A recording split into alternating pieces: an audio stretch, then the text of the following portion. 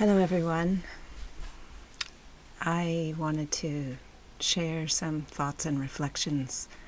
Today is September 11th, and 20 years ago today, the towers in New York City fell and over 3,000 people were killed from that, and many thousands of people were injured and got sick as a result of the fallout. And that became the context for the Afghanistan war, which has been going on for these 20 years and just ended. And this war has been the source of phenomenal levels of casualties, both of Afghanistani people and soldiers, and suicides from the soldiers returning, because it was a brutal war.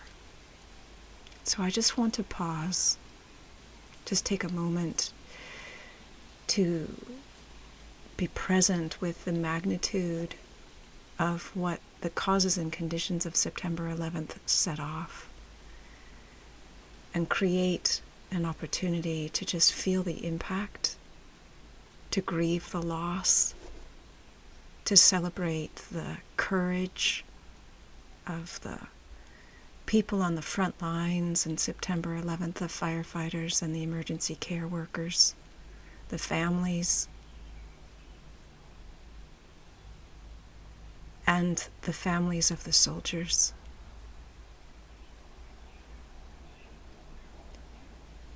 And as we just allow the grief or whatever it is that we're experiencing to arise, to bring our attention to it,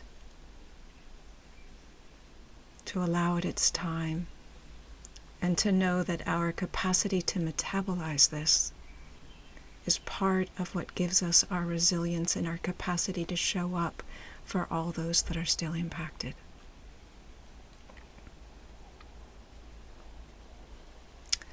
And then I want to shift gears. I want to tell a story that I've never spoken about publicly. 20 years ago, I was in Waputadama in the middle of the Darak National Park in Australia, and I had been on retreat, silent retreat. I had no contact with the news or social media or internet.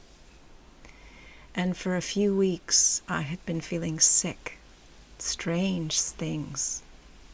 And I've had health issues for decades, so sickness is not new to me. And usually my first port of call when I'm sick or I'm getting sick is to try and figure out what's going on with me personally. And then I had strange dreams during this time. I had dreams of nuclear submarines being dispatched. I had dreams of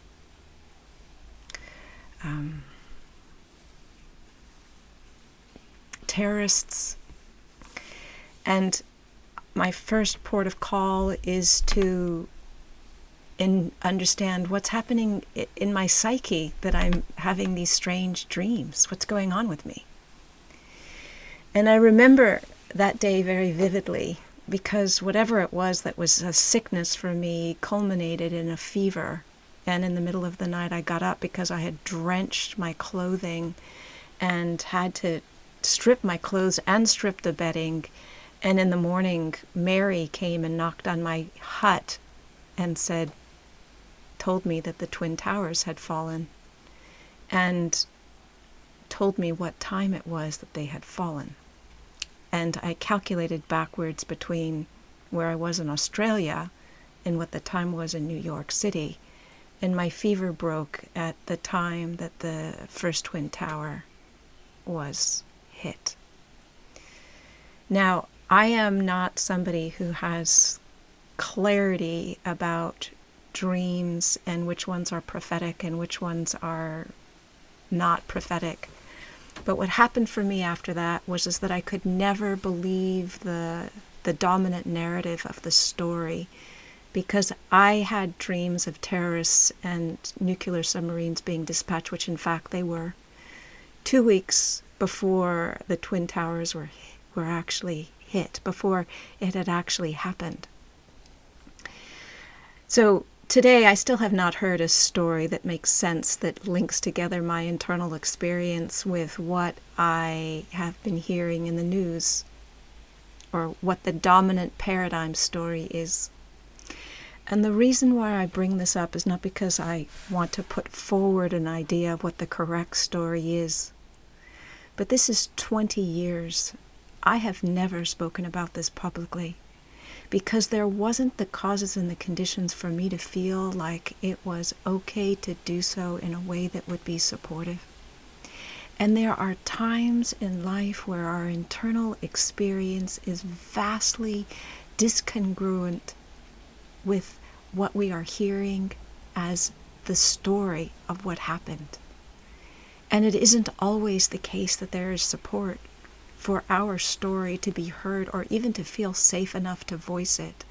And that too is part of what we have to deal with in our life, is hold the incongruity, to hold the disparity, to hold the tension between what we know in our body and our soul and what we hear around us, and have it not match up until it is the right time to speak about it.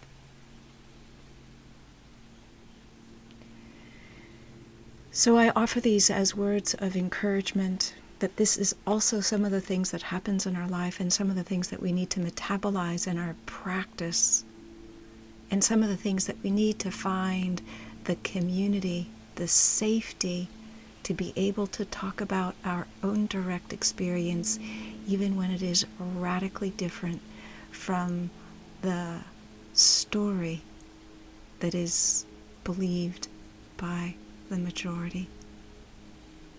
And so I grieve the silence of everyone who has had to wait before they had the confidence to speak about their internal experience. And I celebrate the capacity to hold it, to metabolize it, and to build community that can receive the truth of one's individual experience, even when it goes against the prominent narrative of what is happening. And right now, there are so many things that are confusing different ideas about what facts are and all the rest of that. It's not an easy time, and yet it is a rich time for being present with the truth, for being able to reach out to each other, to find how to bridge the gap so that there's congruence internally and with the friends and the community that we have safety with. So that's it for me